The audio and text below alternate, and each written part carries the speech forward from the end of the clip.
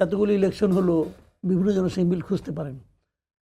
তো আমি মিল টিল খুঁজি না। আমার কথা হলো কি যে আমিও কিন্তু নিজেও কিন্তু মনে করি যে নির্বাচনের মানে তারিখ ঘোষণা নিয়ে অন্তর্বর্তী সরকারের মধ্যে এক ধরনের ঢাক ঢাক গুড়গুড় আছে। তারা স্পষ্ট করে কোনো কিছুই বলে না। বলে সমস্যাটা কি? ওনারা বলে দিন আমি আগামী বছরে জুন ইলেকশন করব। এর আগে আমাদের কাছে মনে হচ্ছে আমরা প্রস্তুত হতে পারবো না, হয়ে গেল। কিন্তু বলতে অসুবিধাটা কি? এই সময়ে ছোট প্যাকেজ, বড় প্যাকেজ, অমুক তমুক, এটা কি গ্রামীণ ফোন প্যাকেজ নিচ্ছে নাকি ভাই? এগুলি কি? এটা তো কোনো ব্যাপার না, এটা বলে দিলে পারে। শোনেন, নির্বাচনের জন্য মানুষের মনে একটা আকাঙ্ক্ষা আছে।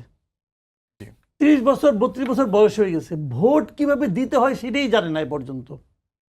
ওই লোকগুলো জানে যে আমি ভোট দেওয়ার পর যারা নির্বাচিত হবে তারা আমার বাড়িতে নির্বাচিত হওয়ার পর পোলাও কুরমা পাঠাবে না, এটা তারা জানে।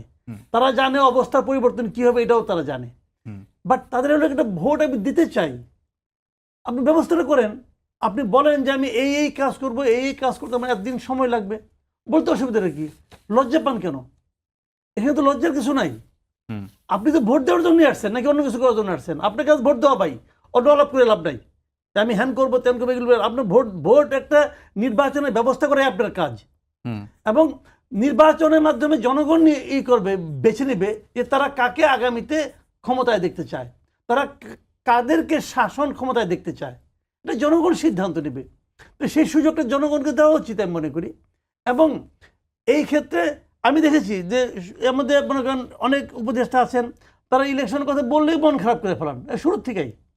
মানে তারা যত বেশি থাকতে পারি, মানে মানে লটারিতে পাওয়া একটা পদ পাইছি, কোনো যোগ্যতা ছাড়াই তো পদ পাইছে অনেক।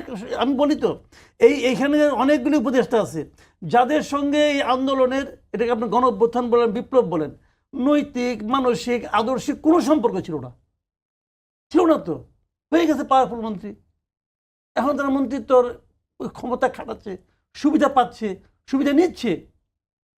কাজে এটা বলে লাভ নাই।